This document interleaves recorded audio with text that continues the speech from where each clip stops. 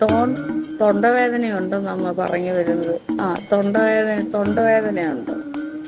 ആ തൊണ്ടവേദന തൊണ്ടവേദനയേ എൻ്റെ പൊന്നിൻ കിടമേ, തൊണ്ടേ തൊണ്ടേ തൊണ്ടേ വേദനയെ നീ പോകൂ എൻ്റെ പൊന്നേ, എൻ്റെ പൊന്നേ, എൻ്റെ പൊന്നേ പൊന്നേ തൊണ്ടേ, നീ വേദനിപ്പിക്കാതെ പോകൂ എൻ്റെ തൊണ്ടേ.